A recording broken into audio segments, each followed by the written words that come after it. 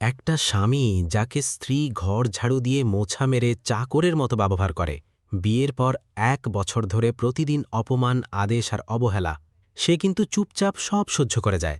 কিন্তু বিবাহবার্ষিকীতে যখন স্ত্রীকে নিয়ে সে 5 তারকা হোটেলে ঢোকে, তখন হঠাৎ সবাই ঝুঁকে বলে, ওয়েলকাম স্যার। স্ত্রীর চোখ ছানা বড়া, এ কে? এই লোকটা আসলে কে? যে 1 বছর ধরে স্ত্রীর পায়ের নিচে ছিল, সে আসলে কত বড় শক্তি, সেটা জানতে গেলে পুরো গল্পটা দেখতেই হবে। সাধারণ স্বামী ভেবে তাকে দিয়ে ঘর ঝাড়ু দেওয়া আর মোছা করাতেন। 1 বছর পর আসল সত্য জেনে স্ত্রীর তো চক্ষু চড়ক গাছ। আর তারপর যা ঘটল, বন্ধুরা, শহরের চাকচিক্য থেকে দূরে এক বিশাল বড় কোম্পানির মালিক আলোক মালহোত্রা নিজের তৈরি দুনিয়া নিয়ে একরকম হাঁপিয়ে উঠেছিলেন। কোটি কোটি টাকার সম্পত্তি, বিলাসবহুল বাংলো, দামি গাড়ি, সব কিছু থাকা সত্ত্বেও তার মনের ভেতর একটা শূন্যতা ছিল। তার কোম্পানি দেশের সেরা কোম্পানিগুলোর মধ্যে গণ্য হতো, কিন্তু গত কিছু সময় ধরে এর প্রবৃদ্ধি ধীর হয়ে গিয়েছিল। আলোক সবসময় নিজের কাজ নিয়ে খুব সিরিয়াস ছিলেন। তাই তিনি ঠিক করলেন যে তিনি নিজেই নিজের কোম্পানির একদম মাঠ পর্যায়ের বাস্তবতা খতিয়ে দেখবেন। এই ভাবনা থেকেই নিজের পরিচয় লুকিয়ে তিনি নিজেরই কোম্পানির অন্য একটি শাখায় একজন সাধারণ কর্মচারী হিসেবে চাকরি করার সিদ্ধান্ত নিলেন। সেখানে তিনি নিজের নাম পরিচয় ছাড়াই শুধু আলোক হিসেবে পরিচয় দেন। সাধারণ পোশাক, সাধারণ জীবন এবং একজন সাধারণ কর্মচারীর মতো আচরণ, এ সবই ছিল তার জন্য নতুন এক অভিজ্ঞতা। সেই ব্রাঞ্চেই কাজ করতেন নন্দিনী, যিনি ছিলেন ওই কোম্পানির সিনিয়র এইচআর। নন্দিনী ছিলেন সুন্দরী, আত্মবিশ্বাসী এবং নিজের কাজে দারুণ পটু। কিন্তু তার স্বভাবে একটা বিশেষ দিক ছিল। তিনি জীবনের সবকিছু নিজের মনের মতো করে চাইতেন। তার এমন এক জীবনসঙ্গী প্রয়োজন ছিল যে তার প্রতিটি কথা মেনে চলবে এবং কখনও তার বিরোধিতা করবে না। এদিকে আলোকের বাড়িতে বিয়ের চাপ বাড়ছিল। তার বাবা মা চাইছিলেন যে তিনি এবার বিয়ে করে থিত হন। অন্যদিকে নন্দিনীর বাড়িতেও একই পরিবেশ ছিল। তার বাবা ছিলেন একজন বুদ্ধিমান এবং শান্ত স্বভাবের মানুষ। তিনি নিজের মেয়ের জেদ সম্পর্কে জানতেন, তবে তিনি একটি ভালো সম্বন্ধ পেয়েছিলেন। সেই সম্বন্ধটি ছিল আলোকের। নন্দিনীর বাবা আগে থেকেই জানতেন যে আলোক কোনো সাধারণ ছেলে নন, বরং একজন কোটিপতি এবং বিশাল এক ব্যবসায়িক সাম্রাজ্যের মালিক। কিন্তু আলোক যখন তার সাথে দেখা করতে এলেন, তখন তিনি স্পষ্ট ভাষায় বললেন, আমি আপনার মেয়েকে বিয়ে করতে চাই, কিন্তু একটি শর্তে। আমি আমার পরিচয় লুকিয়ে বিয়ে করব। আপনি যদি এতে রাজি থাকেন, তবেই আমি সামনে এগোব। নন্দিনীর বাবা কিছুক্ষণের জন্য অবাক হয়ে গেলেন। কিন্তু তিনি আলোকের চোখের স্বচ্ছতা দেখলেন এবং তার কথা মেনে নিলেন। তার মনে হল হয়তো এটাই সঠিক সুযোগ নিজের মেয়েকে জীবনের আসল মূল্য বোঝানোর। অন্যদিকে নন্দিনীকে জানানো হল যে ছেলেটি একটি সাধারণ চাকরি করে, খুব বেশি আয় নেই এবং অত্যন্ত সাদাসিদে। এটা শুনে নন্দিনীর মনে একটা সন্তুষ্টির ভাব এলো। তিনি তার বাবাকে স্পষ্ট বলে দিলেন, আমি সেই ছেলেকেই বিয়ে করব যে আমার প্রতিটি কথা মেনে চলবে, কখনো আমাকে মানা করবে না এবং আমার শর্ত অনুযায়ী বাঁচবে। তার সবচেয়ে বড় শর্ত ছিল যে বিয়ের পর তার স্বামী তার বাড়িতেই থাকবে যতদিন সে চায়। তার বাবা মনে মনে একটা দীর্ঘশ্বাস ফেললেন, কিন্তু মেয়ের খুশির জন্য হ্যাঁ বলে দিলেন। এভাবেই দুজনের বিয়ে ঠিক হয়ে গেল। দুটি ভিন্ন চিন্তা, দুটি আলাদা বাস্তবতা এবং এমন একটি সম্পর্ক যার ভিত্তিই ছিল ভুল বোঝাবুঝির ওপর। বিয়েটা খুব সাদামাটাভাবে হল। নন্দিনীর মনে হল যে তিনি এমন একজন স্বামী পেয়েছেন যে তার ইশারা অনুযায়ী চলবে। অন্যদিকে আলোকের মনে অন্য এক চিন্তা ছিল। তিনি দেখতে চেয়েছিলেন যে কেউ তাকে তার আসল পরিচয় ছাড়াই আপন করে নিতে পারে কিনা। বিয়ের পর শুরুতে সবকিছু স্বাভাবিক মনে হচ্ছিল, কিন্তু ধীরে ধীরে নন্দিনীর আসল রূপ সামনে আসতে লাগল। একদিন সকালে যখন আলোক ঘুম থেকে উঠলেন, তখন নন্দিনী কোনো দ্বিধা ছাড়াই বললেন, শোনো, গিয়ে আমার জন্য চা বানিয়ে আনো। আর হ্যাঁ, আজ খাবারও তুমিই রান্না করবে।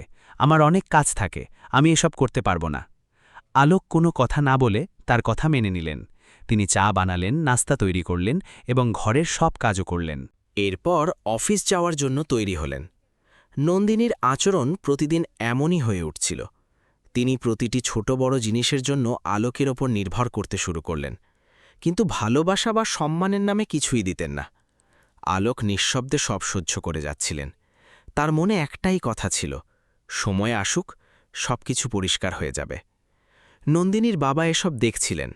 নিজের জামাইয়ের প্রতি তার খুব মায়া হতো। একদিন তিনি নন্দিনীকে বোঝানোর চেষ্টা করলেন, মা, তুমি তোমার স্বামীর সাথে ভালো ব্যবহার করছো না। এমনটা করা ঠিক নয়। কিন্তু নন্দিনী রেগে উত্তর দিলেন, বাবা, আপনি আমাকে শেখাবেন না। আমি আপনার ইচ্ছেতেই বিয়ে করেছি, এখন আমার ইচ্ছে চলবে। এটা শুনে বাবার মন ভেঙে গেল। তিনি মেয়ের জেদ আর অহংকারে দুঃখ পেলেন, কিন্তু কিছুই করার ছিল না। ওদিকে আলোক অপমান সহ্য করেও যাচ্ছিলেন, কিন্তু তার মুখে কখনো বিরক্তির ছাপ দেখা দেয়নি। তিনি নিজের কাজও করে যাচ্ছিলেন এবং ঘরেও নিজের দায়িত্ব পালন করছিলেন। তবে তার হৃদয়ে কোথাও না কোথাও একটা ব্যথা অবশ্যই ছিল, এমন এক ব্যথা যা তিনি কাউকে বলতে পারছিলেন না। এখান থেকেই শুরু হয় এমন এক সম্পর্কের গল্প যেখানে ভালোবাসার চেয়ে পরীক্ষা বেশি ছিল, আর সত্যের চেয়ে ছিল ভ্রম। সময় ধীরে ধীরে বয়ে চলল, কিন্তু নন্দিনীর ব্যবহারে কোনো পরিবর্তন এলো না। বরং দিন যত যাচ্ছিল তার আচরণ আরও কঠোর হয়ে উঠছিল। আলোকের কাছে এখন এসব রোজকার ব্যাপার হয়ে দাঁড়িয়েছিল। ভোরে ঘুম থেকে ওঠা, ঘরের সব কাজ করা, তারপর অফিস যাওয়া এবং সন্ধে ফিরে এসে আবার সেই একই রুটিন। নন্দিনীর কাছে আলোক শুধু স্বামী ছিলেন না, বরং একজন চাকরের মতো হয়ে গিয়েছিলেন। তিনি কোনো দ্বিধা ছাড়াই আদেশ দিতেন, আলোক, আজ আমার জামাকাপড় ইস্ত্রি করে দাও। আলোক, অফিস থেকে আসার সময় সবজি নিয়ে এসো। আর হ্যাঁ, আমার ব্যাগটাও পরিষ্কার করে দিও। আলোক প্রতিবার নিঃশব্দে বলতেন, ঠিক আছে। তার মুখে কোনো অভিযোগ ছিল না, কিন্তু হৃদয়ে একটা যন্ত্রণা ক্রমশ বাড়ছিল। তিনি জানতেন যে এসব চিরকাল চলবে না, কিন্তু তিনি সঠিক সময়ের অপেক্ষায় ছিলেন। নন্দিনীর বাবা এসব দেখে ভেতরে ভেতরে ভেঙে পড়ছিলেন। অনেক সময় তার মনে হতো আলোকের আসল পরিচয় সবার সামনে প্রকাশ করে দেন, কিন্তু আলোক তার থেকে কথা নিয়েছিলেন যে এখন নয়, সঠিক সময় আসতে দিন। একদিন কোম্পানির পক্ষ থেকে এক বিশাল পার্টির আয়োজন করা হলো।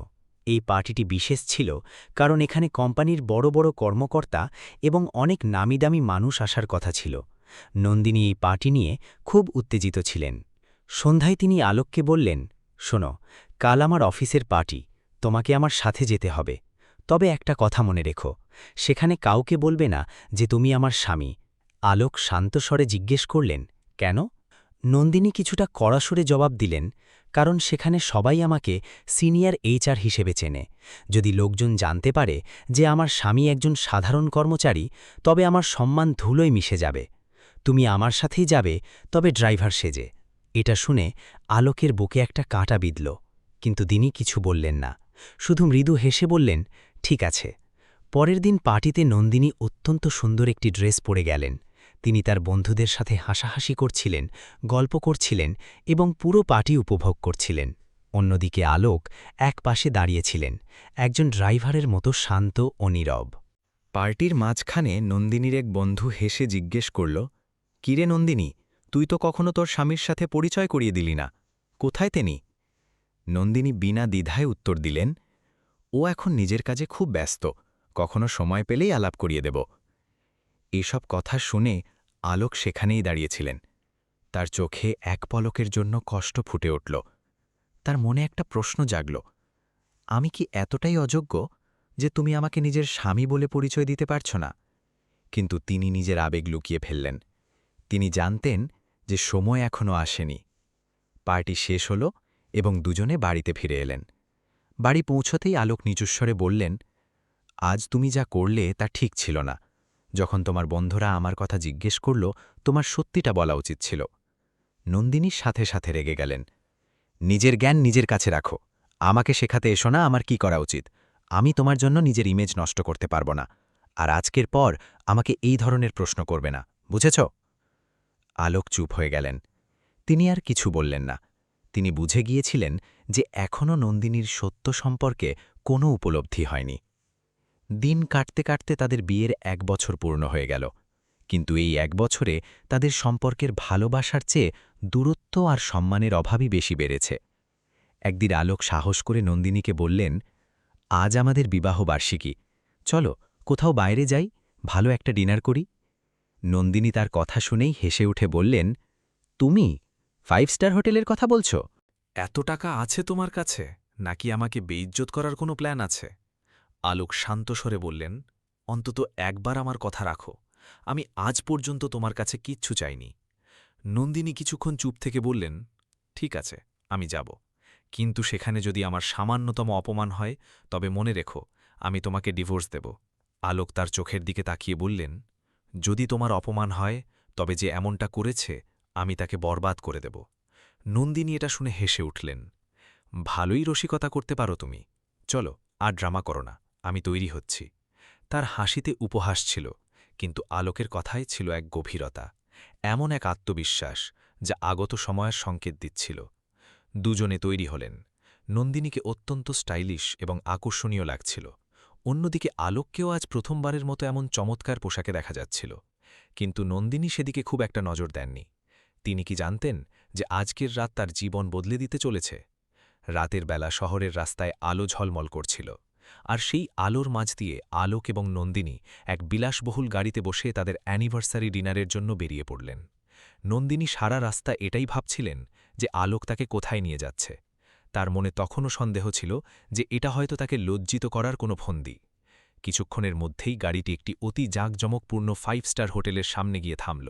হোটেলটি এতটাই চমৎকার ছিল যে নন্দিনী কিছুক্ষণের জন্য থমকে গেলেন। তিনি নিচু স্বরে বললেন, এই জায়গায় তুমি আমাকে কেন এনেছ? আলোক শুধু মৃদু হাসলেন। চলো ভেতরে যাই। তারা গাড়ি থেকে নামতেই হোটেলের গেটে দাঁড়িয়ে থাকা স্টাফরা ঝুঁকে সম্মান জানিয়ে বললেন, ওয়েলকাম স্যার। নন্দিনী অবাক হয়ে এদিক ওদিক তাকালেন। তার মনে হলো হয়তো এটা অন্য কারো জন্যে বলা হয়েছে। কিন্তু তারা যেমনই ভেতরে ঢুকলেন, প্রতিটি কর্মচারী অত্যন্ত আদরের সাথে স্যার বলে আলোককে স্বাগত জানাতে লাগলেন। এবার নন্দিনীর মনে প্রশ্নের ঝড় উঠল। হোটেলের ভেতরে পা রাখতেই তিনি দেখলেন পুরো হলঘরটি অত্যন্ত সুন্দরভাবে সাজানো হয়েছে। চারদিকে আলো, ফুল আর রাজকীয় সাজসজ্জা। সামনে একটি বড় বোর্ড ঝোলানো ছিল, হ্যাপি ম্যারেজ অ্যানিভার্সারি আলোক ও নন্দিনী। তার সাথে তাদের একটি ছবিও লাগানো ছিল। এসব দেখে নন্দিনী একদম পাথর হয়ে গেলেন। তার চোখ ছানা বড়া হয়ে গেল এবং তিনি ধীর স্বরে বললেন, এসব তুমি করেছ? কিন্তু কিভাবে? এত টাকা? তখনই হোটেলের ম্যানেজার তাদের কাছে এলেন এবং শ্রদ্ধার সাথে বললেন, স্যার প্লিজ আসুন, ভিআইপি জোনে সবাই আপনার জন্য অপেক্ষা করছেন। নন্দিনীর পা যেন নিজের অজান্তেই সামনে এগিয়ে যাচ্ছিল। তার মস্তিষ্ক তখনও বোঝার চেষ্টা করছিল যে আসলে কি ঘটছে। তারা যখনই ভিআইপি এলাকায় পৌঁছালেন, সেখানে অনেক বড় বড় ব্যবসায়ী এবং কোম্পানির পার্টনাররা উপস্থিত ছিলেন। তাদের মধ্যে অনেককেই নন্দিনী চিনতেন। তারা সবাই খুব বড় এবং ধনী মানুষ, যাদের সাথে তিনি মাঝে মাঝে অফিসের মিটিংয়ে দেখা করতেন। নন্দিনী ধীরে ধীরে আলোকের দিকে তাকিয়ে জিজ্ঞেস করলেন, এই লোকগুলো তো অনেক বড় মাপের মানুষ, তুমি এদের কিভাবে চেনো? আলোক শুধু হেসে বললেন, তুমি ওদের সাথে কথা বলো, আমি আসছি। এই বলে তিনি ওয়াশরুমের দিকে চলে গেলেন। এখন নন্দিনী একা দাঁড়িয়েছিলেন এবং তার মনে অসংখ্য প্রশ্ন ঘুরপাক খাচ্ছিল। তখনই একজন পরিচিত ব্যবসায়ী, যার সাথে তিনি আগেও দেখা করেছেন, তার কাছে এলেন। নন্দিনী সাহস সঞ্চার করে তাকে জিজ্ঞেস করলেন, স্যার, আপনি আমার স্বামীকে কিভাবে চেনেন? সেই ব্যক্তি মৃদু হেসে বললেন, আপনি কি মজা করছেন? একে কে না চেনে? ইনি আলোক মালহোত্রা, পুরো ভারতের শীর্ষ ব্যবসায়ীদের একজন। ওনার কোম্পানিতে হাজার হাজার মানুষ কাজ করে এবং আমরাও ওনার সাথে ব্যবসা করি। নন্দিনীর পায়ের তলা থেকে যেন মাটি সরে গেল। তিনি তোতলাতে তোতলাতে বললেন, না, উনি তো একজন সাধারণ কর্মচারী। সেই ব্যক্তি হাসলেন। ওটা ওনার পুরনো পদ্ধতি। যখনই কোনো কোম্পানির কোনো ব্রাঞ্চের পারফরমেন্স কমে যায়, উনি নিজে সেখানে একজন সাধারণ কর্মী হয়ে যান, যাতে আসল সত্য জানতে পারেন। এখন নন্দিনী সব কিছু বুঝতে পারছিলেন। তার চোখের সামনে গত 1 বছরের প্রতিটি ঘটনা ভেসে উঠতে লাগল। আলোকের চুপ থাকা, প্রতিটি কথা মেনে নেওয়া, প্রতিটি অপমান সহ্য করা। আর তিনি নিজে? তিনি তো কখনো তাকে একজন মানুষ হিসেবেও সম্মান দেননি। তার চোখ দিয়ে জল গড়িয়ে পড়তে লাগল। তিনি নিজের ভুল বুঝতে পেরেছিলেন এবং এই উপলব্ধি তাকে ভেতর থেকে ভেঙে দিচ্ছিল। তখনই পেছন থেকে আলোকের কণ্ঠ শোনা গেল, কি হল, তুমি কাঁদছ কেন? নন্দিনী সাথে সাথে তার দিকে ঘুরলেন এবং কোনো কিছু না ভেবেই সেখানেই তার সামনে কাঁদতে কাঁদতে বললেন, আমাকে ক্ষমা করে দাও, আমি তোমার সাথে খুব অন্যায় করেছি।